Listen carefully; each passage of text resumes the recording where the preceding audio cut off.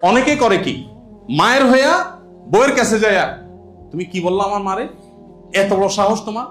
এবার ওখান থেকে এক দৌড়ানি গায়, তোমার মায়ের একজনের কথা শুনে বলতো উনি কি বলছে তুমি জানো। এবার মায়ের কথাগুলো শোনা পরে মারে বলে, মা তুমি এগুলো বলছো। দৌড়ানি বউয়ের কাছেও খায়, মায়ের কাছেও খায়। এরপরে যায় বলে সে হতাশ। এগুলো শুধু বেশিরভাগ ক্ষেত্রে বুদ্ধির অভাবে। পরিবারকে নিয়ে সুখে থাকার জন্য একটা সহজ বুদ্ধি হলো, পুরুষরা বিশেষ করে একটু বেকুব সাজা। কি সাজা? বেকুব সাজা। বেকুব সাজার মানে কি? মানে হলো বউয়ে বলে তোমার মা এই করেছে, সেই করেছে, হান করেছে, তান করেছে, আর মা বলে তুই জানোস বিদেশে থাকস, তোর বউ কি করে, এটা বলছে ওইটা করছে। এখন মা বলে বউয়ের বিরুদ্ধে, বউ বলে মায়ের বিরুদ্ধে। অনেক প্রবাসীরা আমি দেখছি ওখানে বসে দরবার করে। ভাই, বিদেশে বসে ফোনে দরবার করে এগুলোর সমাধান হয় না, আরো সমস্যা বাড়ায়। তাহলে কি করবেন?